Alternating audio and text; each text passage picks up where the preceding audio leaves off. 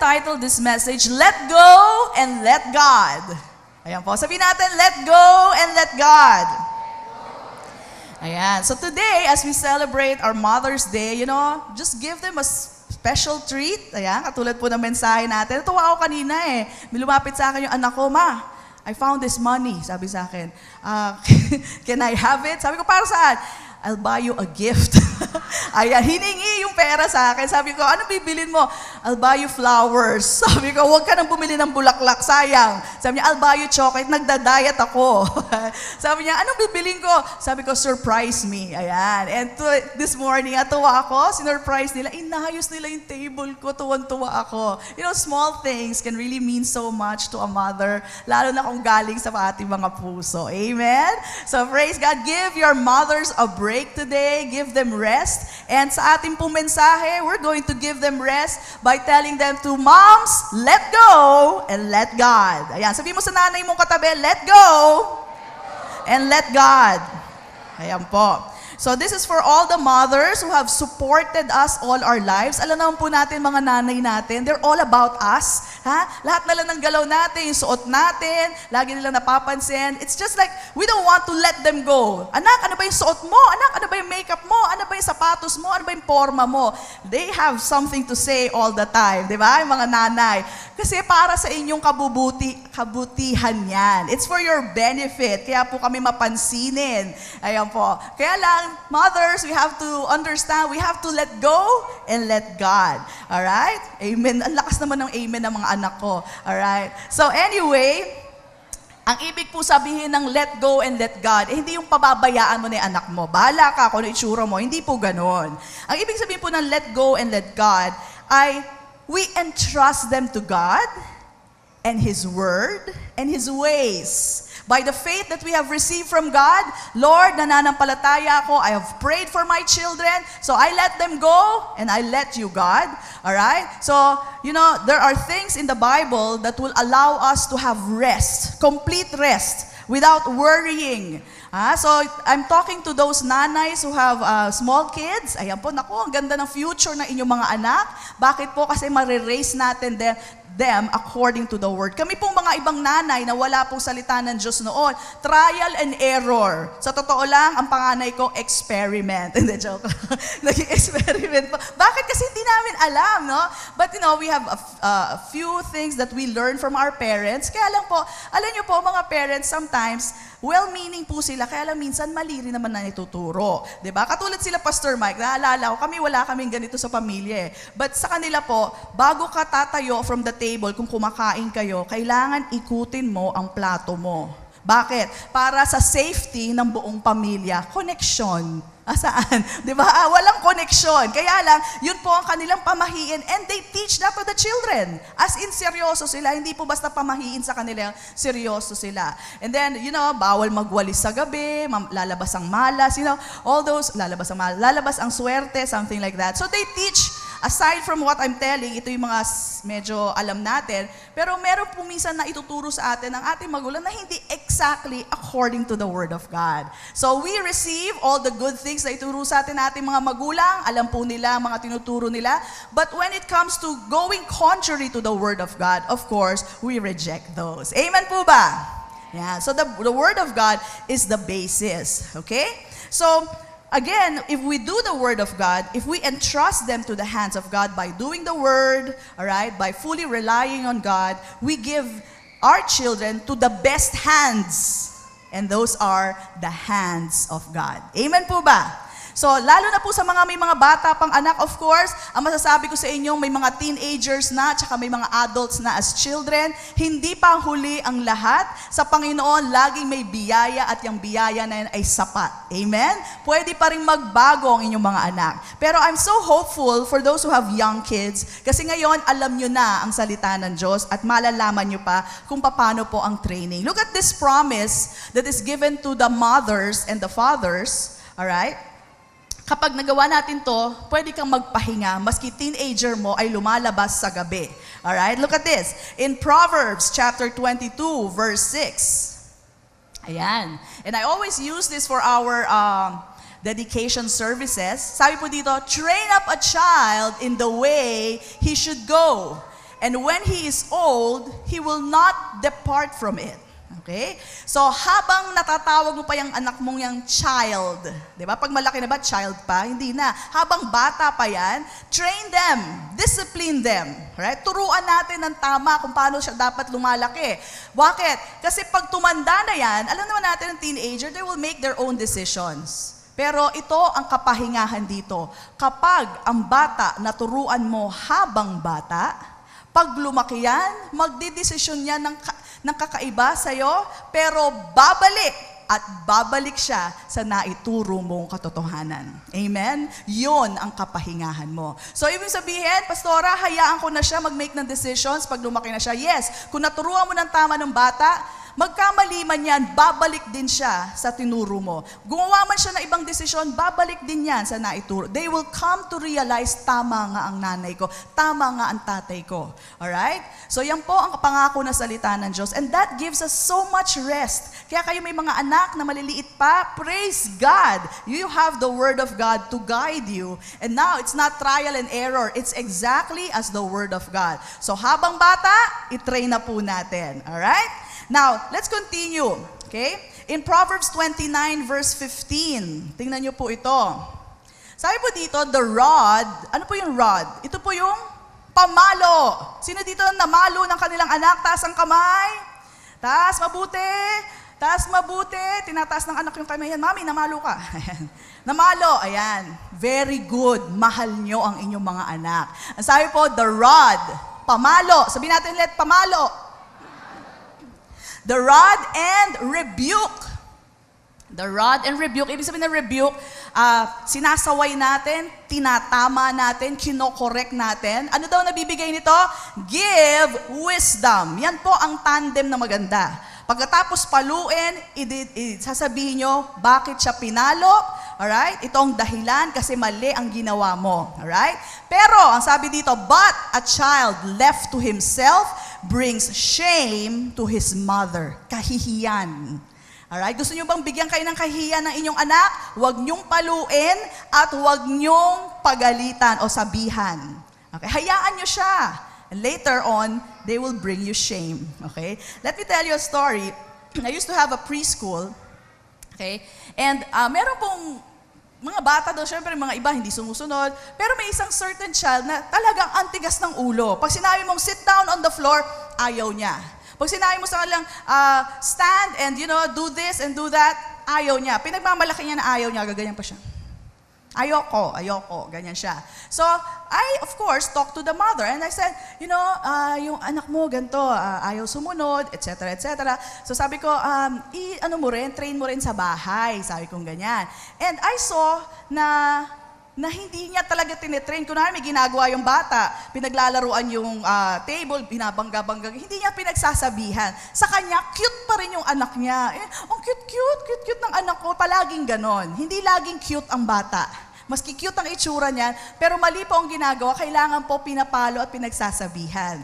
So anyway, this mother ignored me. Sabi niya, ganyan naman talaga, syempre bata. Sabi ko, hindi, dapat sasabihan mo. So anyway, hindi ko po pinilit, dahil hindi ko naman anak yon. But, days or weeks after, alright? Days and weeks after, meron po siyang kapatid na matagal na sa Canada umuwi. So they had a reunion. And so, ayan, taking pictures, etc., party. And yung kapatid niya, hindi na natiis. Pinagsabihan siya. And actually, ang pagkakakwento sa akin, parang hiniya siya. Yung anak niya kasi, during picture time, sumisiksik sa loob ng palda niya. Tapos nagpupulupot-pulupot doon, ayaw tumayo. Hindi maayos-ayos yung picture taking, di ba? Pag reunion, buong pamilya, ayos lahat, per family, ganyan-ganyan. So hindi nila maayos-ayos yung picture. Tapos lahat ng saway, alright, hindi siya nakikinig. So, as you can see, talagang undisciplined yung child. And then this sister said to her, yung anak mo, napaka-undisciplined. Pinagalitan daw siya ng ate niya. So, alam mo, pumunta sa akin yung mother na to, sabi niya, ay, alam mo, tama ka, sabi niya ganyan, talagang napabayaan ko at hindi ko nasabihan yung anak ko, tuloy, napapahiya ako. Alright? And that's exactly. Buti na lang, sa kapatid niya lang siya napahiya. But I'm sure in other places like malls, pwede kayo pahiya ng ano yung mga batang nagwawala at sinusuntok yung nanay nila. Sabi ko, anak, hindi ka nagkaganyan dahil pinalo kita. Talagang pinapalo ko po yung bata. Of course, not in public, but we talk about it before we go to the mall. Walang magwawala sa mall, ha? Talagang pinagsasabihan. So again, this is the beautiful combination of a rod and a rebuke. It gives wisdom. Sabihin natin lahat, wisdom. Ayan. Ayaw natin tayong bigyan ng kahihiyan ng ating mga anak. Bata o matandang anak, ayaw natin bigyan tayo ng kahiyan. Kaya bata pa lang, paluin, okay? At bigyan ng correction. Now, let me tell you something. Pag sinabi pong palo, malayo po yun sa bugbog. Ang layo. Sobrang layo. Ang palo po, balat lang ang nakakaramdam, konting laman, alright? Balat at laman. Hindi umaabot hanggang buto. Amen? Pag buto na ang tinamaan at medyo nagpasana, bugbog na po yun. Okay? Pag gumagamit po tayo ng sinturon, walang bakil. Amen? Amen? Nililinaw po natin ito kasi sabi ni Pastor, paluin. Kaya pinalo ko, binatukan, tinadyakan, hello. Wala pong ganyang sinasabi ang Bible. The Bible is not for bugbog, yung beating up. Okay? It is about beating with a rod. Yung talagang alam niyo, masakit lang sa balat at magugulat yung anak mo, bakit ako napalo? Alright? So I'm sure some of you don't spank your kids kasi in every place, lagi pong may ganyan. Di ko pinapalo anak ko kasi mabait naman yung anak ko. Alright? Okay. So let's see what the Bible says. Alright? Let's turn our Bibles to Proverbs 10:13. Okay? Bakit kailangan paluin ng bata? It says here, wisdom is found on the lips of him who has understanding. But a rod is for the back of him who is devoid. Ano po yung devoid? Lacking of understanding. Now, pag isang toddler, yung mga naglalakad na dito, pag-alagala, yung mga ganon. Pag isang toddler, humawak ng kordon, alright? At never siya nasabihan ng nanay, at so pasok niya yung kamay niya doon, sigurado kasi may butas, di ba? So papasok niya doon, sasabihin mo pa sa kanya, anak, may kuryente yan, it will burn your hand, you'll get electrified. Ganyan ka ba? Anong electrified? Anong kuryente? What is that? Ang isang bata, hindi nila naiintindihan, kaya nga sila yung tinatawag na devoid of understanding. They lack understanding. Alam mo paano niya maintindihan? Hindi sa ulo, dito sa puwet. Ayan. And this gives us a good clue where to spank the child. Sabi, but a rod is for the back. So, bandang likod. Okay? Tuturo ko na sa inyo para hindi ho sa likod dito, kundi sa may kutsyon. Ayan. Kung saan malambot at pwede pong yun lang ang mararamdaman nila. Magba-bounce back lang yan. Okay? So, a rod is for the back of him who is devoid of understanding. Let me tell you this. You spank your kids early in life, the spanking will stop early in life as well. Paluin na maaga ring natututo ang bata. Pansinin niyo po, yung mga batang hindi napapalo, 12 years old na, iba pa rin na ugali. Okay? Pero yung batang maagang napalo, alam nyo, as early as 9, 10 years old, pwede na pong tumigil ang spanking. Bakit po? Kasi maagang natuto. Amen? It makes learning faster. Okay? Faster. Again, when you spank out of love, not out of anger. Amen? Huwag pong impatience kasi po baka mapalakas ang ating palo. Amen po ba? Alright, let's continue. In Proverbs 23 verse 13, let's go to 22 first. 22 verse 15. And some parents, saying, ang naku, cute-cute nung papaluin ko. But look at this. This is the truth. Foolishness is bound up in the heart of a child. So sabihin namang nanay, hindi ganyan lang talaga yan. Bata Hindi po. Foolishness po yan. Foolishness is bound up in the heart of a child. The rod of correction will drive it far from him. Gusto niyo ba lumayo ang kahangalan sa inyong anak? Ang foolishness sa inyong anak? Well, here you go. Paluin po natin, palo at hindi bugbog, and it will drive it far from him. Ang alin? Ang kahangalan. Alright? Magiging matalino po. Magiging full of wisdom po ang inyong anak. Amen po ba? Amen. Praise God. Let's go to the next. Sabi po dito in Proverbs 23 verse 13, sabi po dito ay, do not withhold correction from a child. Wag na hindi nyo iko-correct. Dapat talaga kino-correct ang bata. Huwag niyo sabihin palagi, bata Talagang bata. Alright? Pero dapat po kino-correct ang bata. Do not withhold correction from a child, for if you beat him with a rod, okay, he will not die. Hindi naman mamamatay yan Okay? Kaya lang, lalayo sa kanya ang kahangalan pag pinalo natin. Alright? Now, these are not my words. Ito po ay salita ng Diyos. Okay?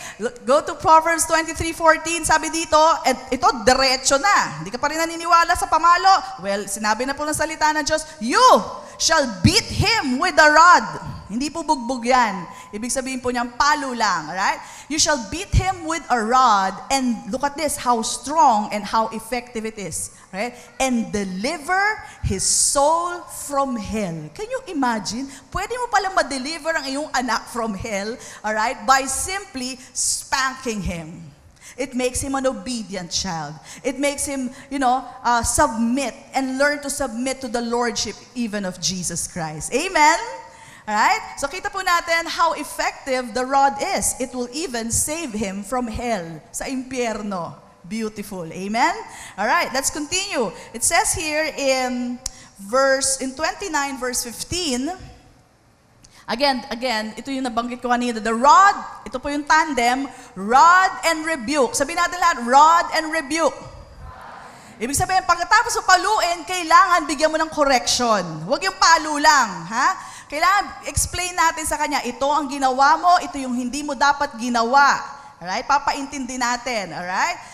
Of course, maybe pag toddler, hindi pa niya masyado naintindihan yan, but at least the rod will wake him up, okay? Again, but a child left to himself brings shame to his mother. Let's go to Proverbs 13:24. It says here, he who spares his rod, ibig sabihin, hindi pinalo ang kanyang anak, alright?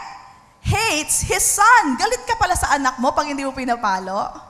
Alright? Well, maybe because of ignorance, hindi natin alam, but here we go. He who spares his rod, hates his son. But he who loves him, disciplines him promptly. Kaya kami pag pinapalo namin mga anak namin, sinasabi, anak, kaya kita pinapalo dahil mahal kita. Of course, hindi nila maintindihan yon, but, they understood that what they did is wrong. It's for their benefit. Okay? Sabi dito, he who loves him, disciplines him promptly. Sabi natin lahat, promptly. Ibig sabihin, kung ginawa ngayong umaga mo rin papaluin. At ngayon mo rin sasabihan, kagad. Okay? Hindi yung ngayong umaga ginawa ang mali, sa hapon mo papaluin at sasabihan. Nakalimutan na yon. The lesson will not be learned. Amen? Promptly. Yun po ang dapat natin gawin. So, sabihin naman natin yung salitang discipline. Okay, now remember, this is coming from the Word of God. Okay? The Word of God is the Word of grace. Grace is not contradicting the Word of God. Grace is not against discipline. So, hindi mo pwede sabihin, Mami, huwag mo papaluin, grace na tayo ngayon. Pwede na. Alright? Hindi, sabihin mo sa kanya, anak, grace na tayo, kasama to sa grace, dumapa ka. Ayan. Paluin nyo kagad. Alright? So, dapat po, pinapalo pa rin natin, grace does not mean we are not to discipline anymore or to train anymore. Okay? And you can apply this even in your work, kunwari sa mga empleyado natin. Hindi ko sinasabing paluin yung empleyado nyo, malalaki na yon. Bata lang po pinapalo. Okay? But what I'm trying to say is, we can discipline them. For example, I was asked this question last week. Sabi, Pastora, paano yun? Ay, merong disrespect sa office. Alangan namang hindi ko i-correct. Alright? Dapat po may mangyayari. Sabi sa akin, susulatan na lang niya ako. But anyway, this is the answer. Grace does not mean you do not discipline anymore, that you do not correct anymore. You're supposed to rebuke, meaning to say, kung nagkamali siya, hindi ka nirespeto, sabihin mo sa kanya, mali yung ginawa mo. Tawag doon? I'm the authority or person superior and you're supposed to respect me. Something like, kasi baka hindi niya alam. Di ba? Meron mga taong ganun never sila na-train sa family nila to respect elders or superiors, so they don't respect everybody else. Okay? So you train them and you discipline them. Alright? So this is something that we see na ang grace hindi kontra sa disiplina. Ang grace hindi kontra sa rebuke. You can rebuke. Alright? You can rebuke. Rebuke means to correct, alright? To instruct, to train. Okay? I'm sorry, that's chastening pala. Rebuke means to correct with words. Okay? Now let's go to this verse that will prove to us that even God corrects, even God disciplines. Nothing wrong with discipline. Discipline is love. Alright? Hebrews 12:5. It says here, and you have forgotten the exhortation which speaks to you as to sons. My son, anak po ba tayo ng Panginoon? Okay, sabi niya, my son, do not despise. By the way, kaya po son, pag sinabi po kasing children sa Bible, it's referring to the younger children in the spirit. Pero pag sinabing son, this is talking about the mature ones. Okay? Son is actually the mature ones. My son, do not despise the chastening of the Lord. What is chastening? Tutorage, education, disciplinary correction. Yan po ibig sabihin ng chastening. So wag tayong mainis o magalit sa pagtuturo ng Panginoon sa atin. Nor be discouraged when you are rebuked by Him. So nang re-rebuke ang Panginoon. You know, sometimes when we do wrong, pag may ginawa tayo, kunwari, chumismis tayo. Di ba, mamaya parang, di ko ba nagawa yun? And then, you hear your pastor or you hear your leaders, nag-uusap kayo na mali pala yun, and then you read your Bible, you realize, di pala dapat ginawa, no evil words just come out from your mouth. So you realize, parang sumasama yung loob nyo. Alam nyo kung ano yun? That's the chastening of the Lord. You are rebuked in that way. You know what? Hindi po siya nang re-rebuke sa pamamagitan ng masasamang bagay sa ating buhay. When He rebukes, okay? It's not giving you problems. It's not giving you kahirapan. Baka ito kahirapan to galing sa Diyos, hindi po siya nagbibigay niyan.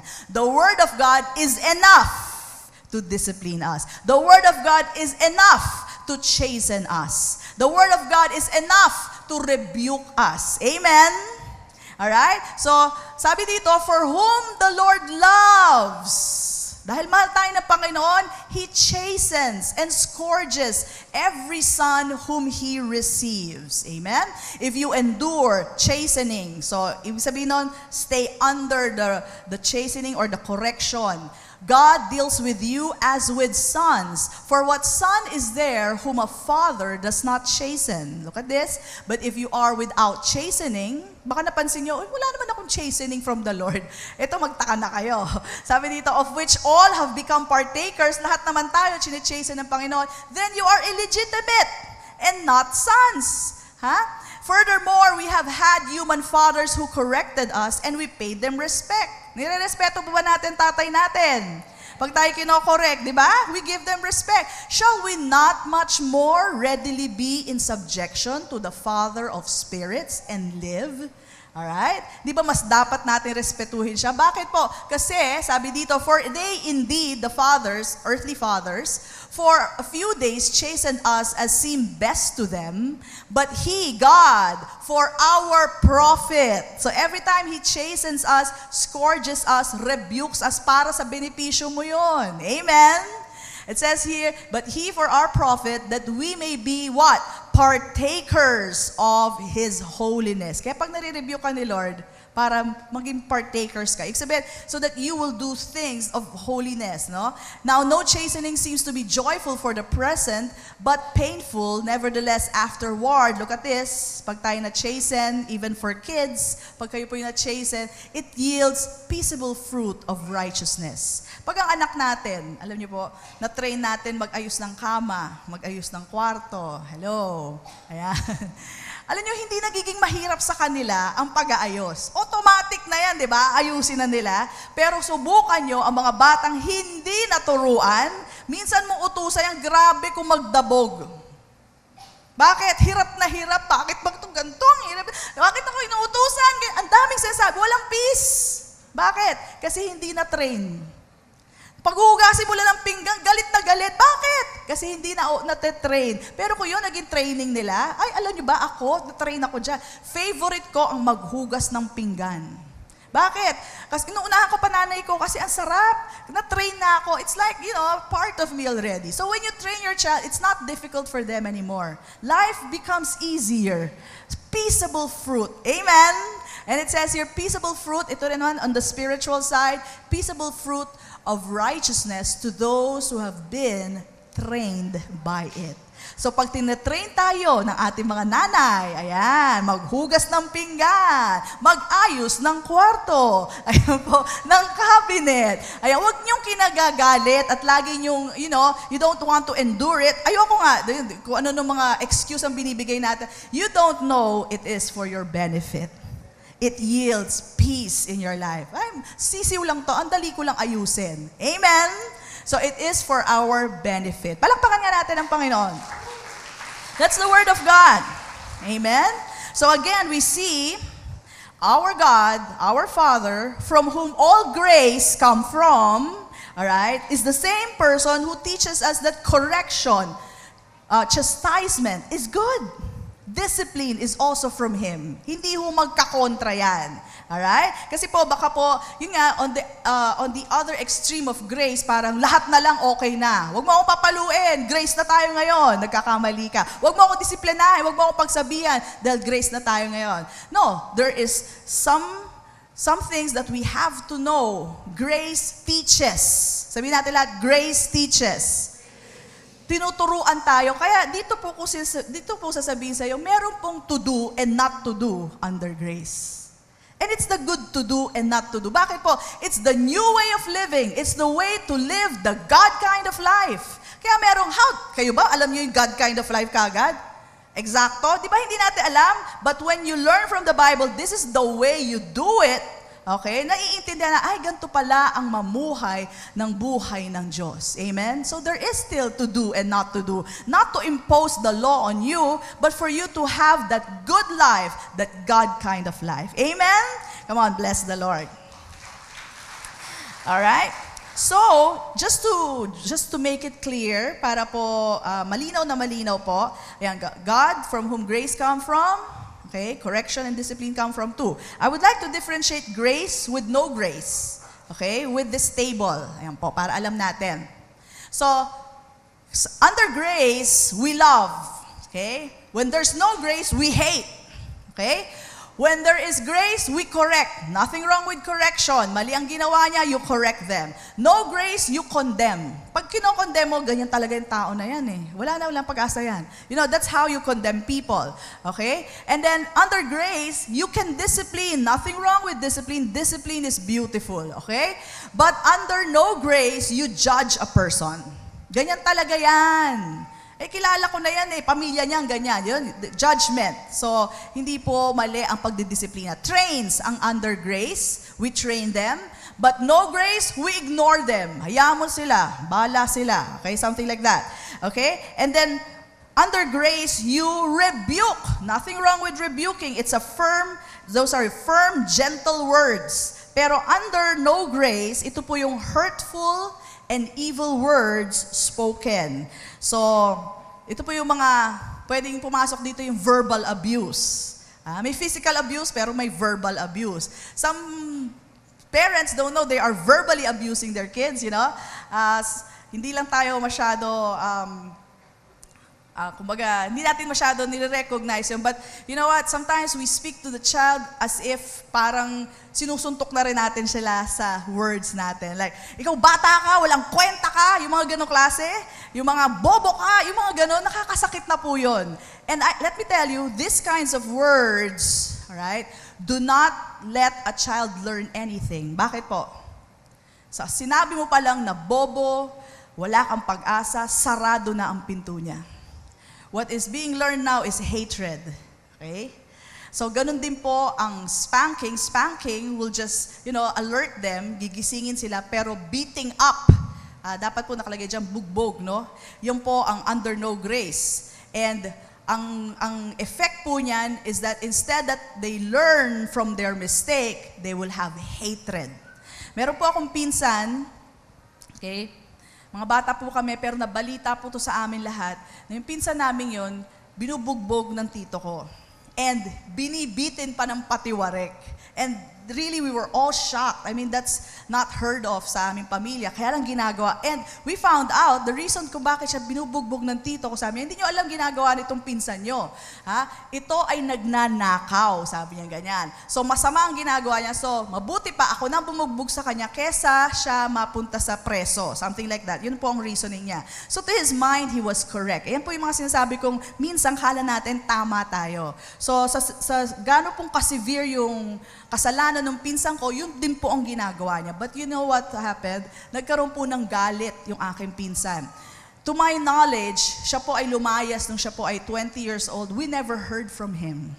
We never heard. I don't know where he is. Namatay na yung parents niya and we don't know where he is to this day. So we don't know what happened. But anyway, ang nangyari po, walang repentance. Bugbog po will not cause the child to repent. They will have anger. They will be, kumbaga, imbis na matuwa sila at kinukorek nyo sila po ay magagalit. Amen? Sasaraduhan po kayo ng pinto ng inyong anak if you verbally abuse and physically abuse. Amen?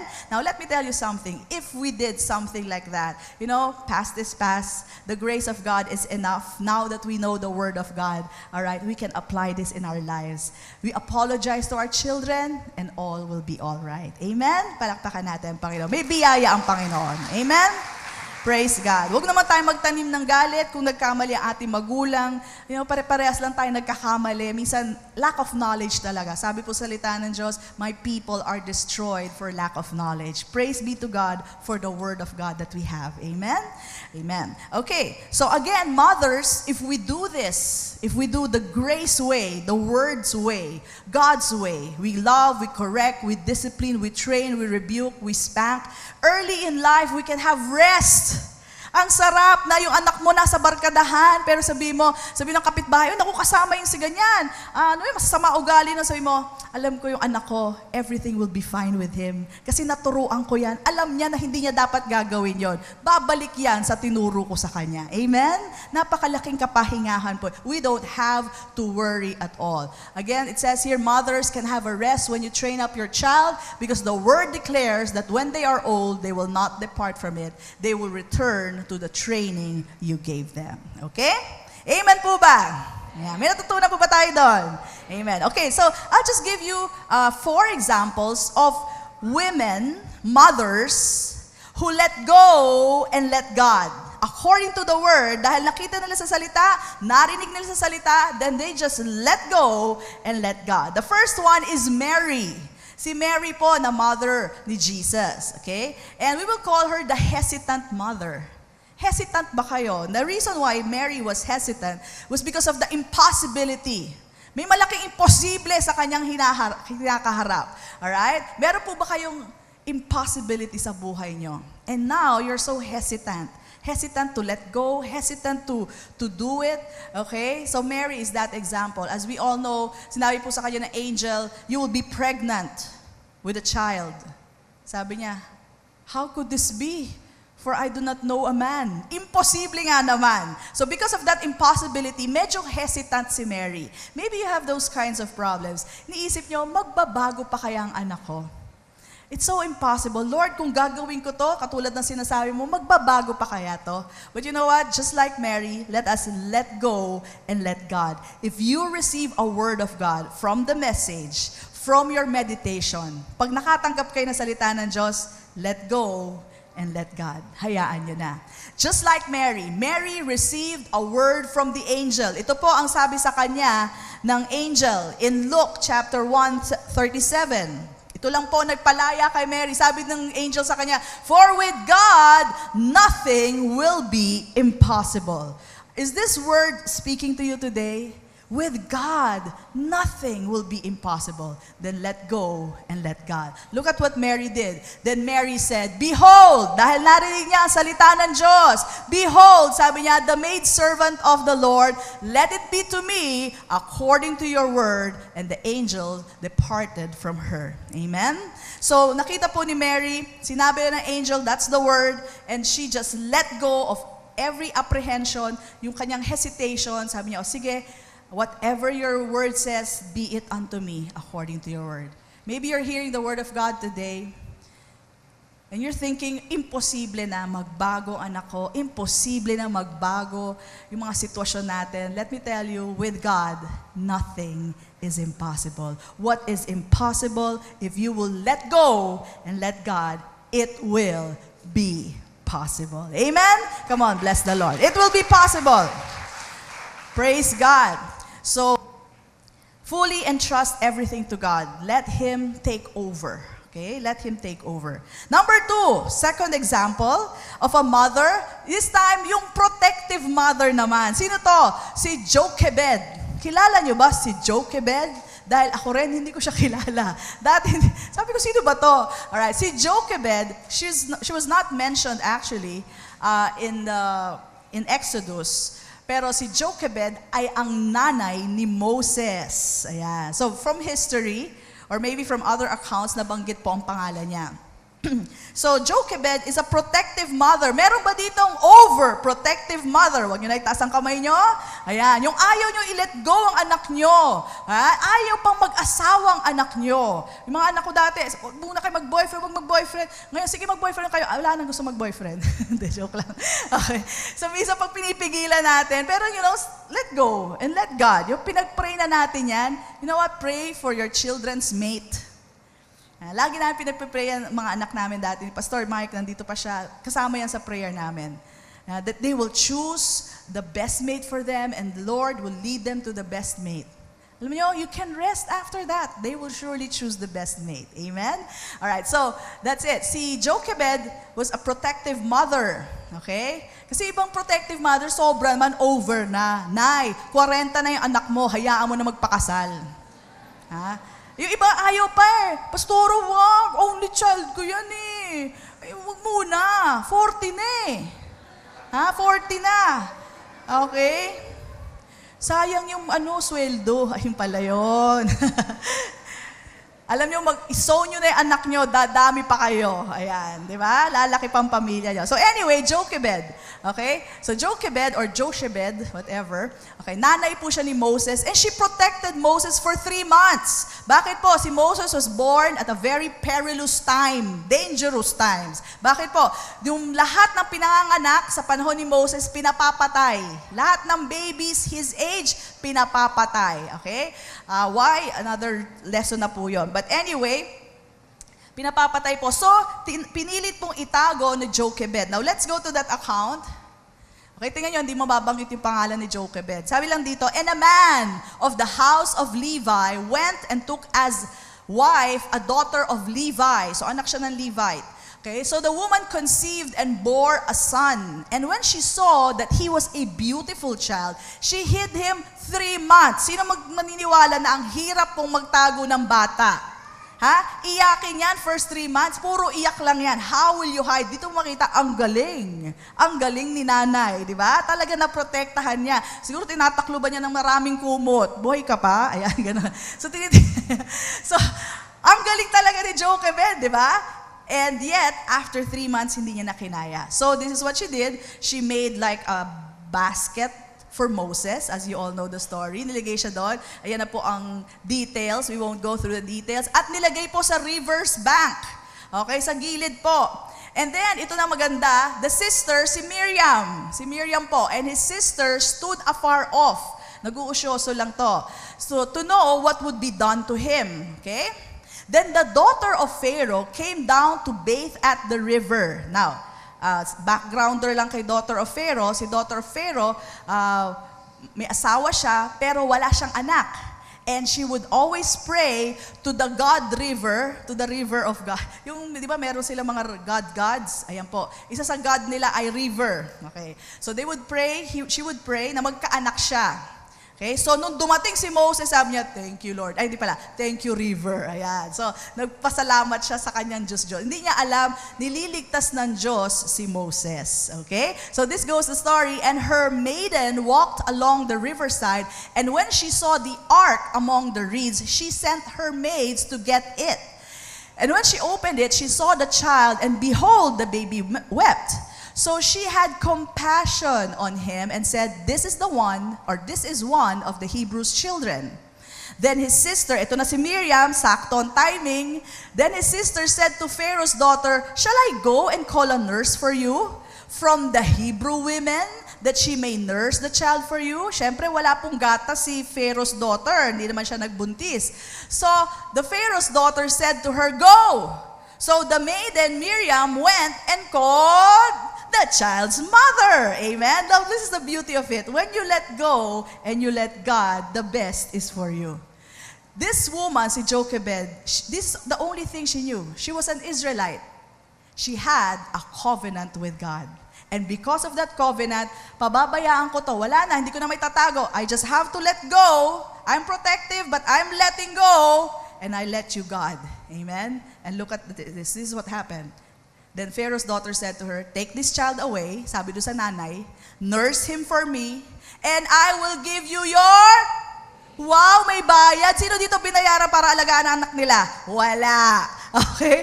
Ito, binayaran siya para, sinuweldohan siya para alagaan ang kanyang sariling anak. Amen? So the woman took the child, nursed him. Look at the next one. And the child grew. Abay, napalaki pa niya, kasama niya ang anak niya lumaki. And it's around 11 years old. Doon po pinadala niya yung, binalik niya si Moses. And she brought him to Pharaoh's daughter, and he became her son. So siya, naging anak ng Pharaoh, di ba? And he became her son, so she called his name Moses, saying, "Because I drew him out of the water." Saan ka pa? When you let go and you let God, only the best is for you. Amen? Come on, bless the Lord. Praise God. So sometimes, we can't hold on to our children. Let me tell you, you cannot protect your children all the days of your lives. But God can. Sabihin natin lahat, God can. God can protect your children all the days of their lives. But if you keep on holding them back, sometimes we hold them back from the plans of God for them. Let go and let God. Amen? So only the best comes to those who let go and let God. Amen. All right, let's go to the next. All right? Number 3. Mother, number 3. Ikaw ba yung supportive mother? Ayan. Marami sa ating ganyan. Halos stage mother na tayo, di ba? And itong babae na to ay si Hannah. Si Hannah po, pinakita niya how supportive she was. Let me just give you a short summary.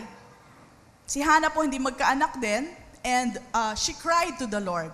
Napagkamalan nga po siyang lasing kasi bukas siya ng buka ng bibig, wala lumalabas na sound. And Eli saw her, alright? And sabi ni Eli, "Tigilan mo nga yung pag-iinom mo, tumayo ka dyan." Sabi niya, "Hindi po ako lasing." Sabi niya ganyan, "Kundi this is coming from a heart that is grieving." Sabi niya ganon. Sabi ni Eli sa kanya, "Okay, you stand up, go back home, and whatever you desire, yun ang mangyayari sa'yo."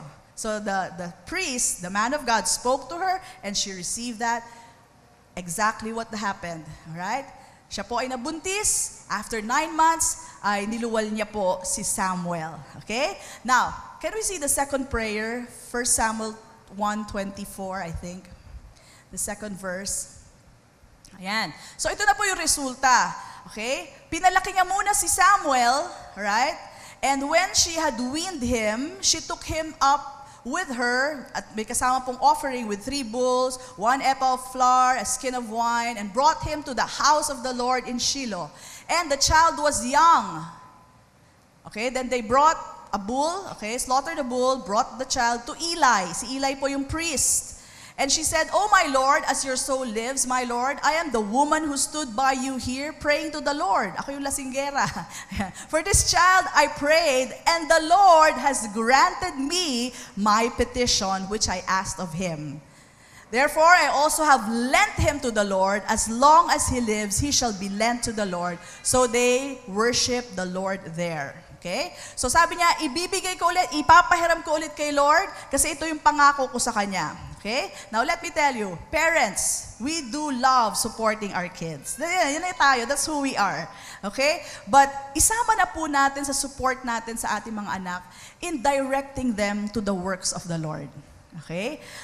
Just give you an example. Kunwari, nagkaroon po ng workshop dito. Napakaganda po ng workshop natin. Last week, we didn't show the video. Did we? Okay? And ang dami pong mga bata natuto and they were able to use their talents, all right? Enhance their talents. And this is all for the Lord, all right? Dagdag na po natin sa support natin sa kanila to encourage them in the work of the Lord. This is the highest calling you will ever have. To worship the Lord, to be a person, to bring people into the kingdom of God. This is the highest calling. Alam ko, gusto niyo siya maging doktor, gusto niyo siya maging lawyer. Those are high callings, but let me tell you, this is the highest calling. What is that? To be in the ministry of God. To be co-workers, fellow workers in Christ Jesus. Amen. Bringing souls into the kingdom. Sama na po natin yan sa pag-support natin sa ating mga anak. When there are SOL classes, anak, mag-attend ka nga doon sa SOL. Hindi pa ako maka-attend, ikaw muna. Yung mga anak muna pa-attend din natin. And let them be used of the Lord. Amen po ba? Sama na po natin sa lista natin yan. So just like Hannah, pinalaki niya po si Samuel, and then when the time came, pinadala niya po sa church as a temple of God, and there Samuel served the Lord all the days of his life. Amen? Okay, are we learning? Okay, so sama na po natin. Kasi alam niyo, iba, ayaw na ayaw ng mga magulang na, huwag ka dyan sa ministry, taghirap dyan, walang pera dyan. Di ba? Yung mga ibang ano. Let me tell you this, if the Lord calls you, He will supply for you. And it is not true that the work in the Lord ay taghirap. Tingnan nyo na lang po ang record. Si Abraham was very rich. Si David was very rich. Amen? All those men that God called, God supplied for them. Amen? Ibang mag-supply ang Panginoon. It is not true that pag nasa ministry ka, taghirap. Alright? So maybe pag taghirap ka, mag-question ka ng konti, tinawag ba ako sa ministry? Dahil walang supply galing sa boss. Dahil because dapat may supply from the boss if you're called into the ministry. Amen? Alright, so, you know, the Lord will always supply. And let me tell you, so Samuel always had free lodging. He had gifts from people coming left and right. You know, he was a blessed man. So, hindi po totoo na taghirap ang ministry. Amen? So, you know, support your children. Let them know that there are works in the Lord that they can do, and they can use whatever talents they have for the Lord. Amen? Palakpakan nga natin ang Panginoon. Praise God. All right, the last set, the last one, number 4, is a grandmother and mother. Ayan. So para sa mga nanay din kayo. Alright? Lois is the grandmother and Eunice is the mother. Sino itong mga nanay na to? Ito yung mga nanay at lola ni Timothy. Ayan po. Si Timothy po na naging pastor. Now, there are some mothers, you know, they're not the touchy-feely, kiss-kiss, mommy, anak ko, mama, embrace tayo, mama. Ayan. May mga ganong nanay di ba? As in, they're really like that, and that's them. Maybe they were raised up that way.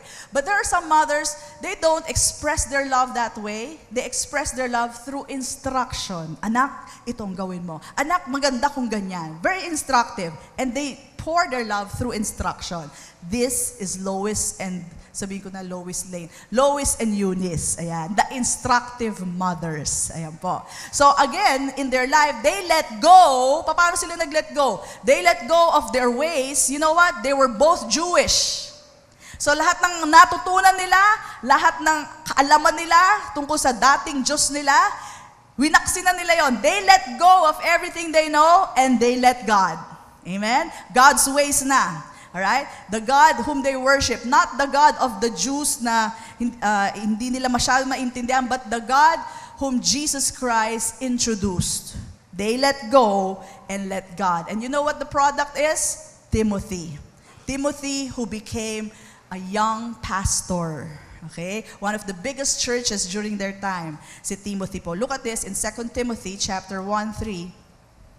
Says here, I thank God whom I serve with a pure conscience, as my forefathers did. Alright?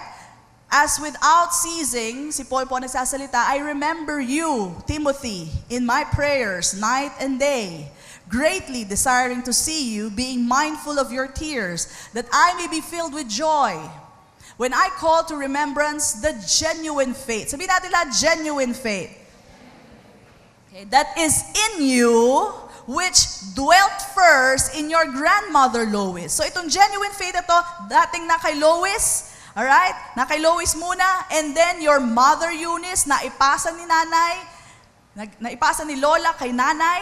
And I am persuaded is in you also. Amen? You know what? The best inheritance. Maganda po na bigyan nyo ng bahay at lupa ang inyong mga anak. Right? Yaman, maganda po yan. Those are good inheritance. But let me tell you, ang pinakamagandang yaman na pwede natin ibigay sa ating anak ay yung salita ng Diyos. The faith, the genuine faith that we have. If we're able to transfer that to our children, alam nyo, hindi lang isang bahay, isang lupa ang kanila. Kundi yayaman pa sila, higit pa sa naibigay niyo sa kanila. Amen? Because in Christ Jesus, we have everything. Amen po ba? Alright? The best legacy, the best inheritance is the Word of God. Amen? So let go and let God. Let go of all your old traditional things, lahat na naituro sa inyo na mali, okay? And let God, His ways, His faith, be in your children. Amen? Okay, lastly, ito na po yung pinaka-last, as we give honor to our nanay and our, of course, sama na rin natin si tatay. Okay, children. Asan na mga children? Taas ang kamay. Mga bata pa. Children, okay. Tama, children. Okay? Sabi dito, we are to honor them. Bakit natin yung honor? You know what? There's so much benefit for us. Ha? Sabi dito, when you do this, you will have a good life and a long life. Okay? Ephesians chapter 6 verse 1. Sabay-sabay basahin ng mga children. Children, obey your parents in the Lord, for this is right. Next one. Honor your father and mother, which is the first commandment with promise. Aba, may pangako. Ano po yun? That it may be well with you and you may live long on the earth. Okay? Lagi natin sinasabing, all is well. You know how all is well would be so simple? Obey your parents. Honor your parents. All will be well with you. You will have the good life and the long life that you want. That's the promise, pangako ng Diyos. At ang lahat ng pangako ng Diyos, matutupad sa inyong buhay. Amen? Come on, bless Him. Alright? So when you say obey, you hear them out. Honor, it's Mother's Day. Honor your mothers. Amen? They deserve the honor. Sabi po sa salita ng Diyos, give honor to whom honor is due. Your parents, your mother, deserve the honor. Alright? Honor them today. Amen? At ang magandang buhay ay para sa atin. Amen? Now, last, baka may nagsasabi sa inyo, wala naman akong nanay na. Wala naman akong, there are no people close to me anymore. Nobody loving me that way. But let me tell you something. Alam niyo po ba, buhat nung na-born again kayo, may bago na kayong pamilya. May bago na tayong ama. And we think, yung spiritual thing. No. It's the real thing. Okay? Hear it from Jesus. Let's go to Matthew 12:48. Tingnan niyo to. Matthew 12:48. Kung sinasabi mo wala kang nanay, look at this, ang laki ng pamilya mo in this church. May lumapit po kay Jesus, sabi, your mother and your brother, they want to talk to you. Kasi ando si Mary, tsaka yung mga kapatid ni Jesus. May mga kapatid siya sa laman, di ba? Andito yung mga kapatid mo, tsaka nanay mo. But he answered, and this is Jesus, sabi niya, and said to one who told him, who is my mother? Sabi ni Jesus, who is my mother and who are my brothers? And he stretched out his hand toward his disciple and said, here are my mothers and my brothers. Okay? For whoever does the will of my Father in heaven is my brother and my sister and my mother. Brothers and sisters, ito po ang totoo. Kayo na po ang kapatid ko. Kayo na po ang nanay ko. Yan po ay totoo. As the Word of God declares to us, when you got born again, you have a new father, you have a new family, you have a new mother, many mothers, many sisters, and many brothers. This is your family. Amen? Ang laking pamilya natin. And let me say, it's a family that is so blessed, all right, that we have the Word of God. As we declare today, Mother's Day, again, let me encourage you, mothers, let go and let God. Do it God's way. Amen? And just enjoy the Lord and all the blessing that He has prepared for you. Amen po ba? Did we learn something this morning? Amen. Palakpakan po natin ang... Thank you for watching the video. We hope you have learned principles from the Word of God that will change your life forever. Our messages are available in DVD and audio formats. You may contact us at the following phone numbers: 046-471-3516 and 046-515-7459. If you want to sow to assist us in proclaiming the gospel, you may deposit to Jesus Faith Christian Fellowship, BPI Savings Account Number 1283-139235, Nueno Branch, Imus, Cavite. Or you may visit us at our church,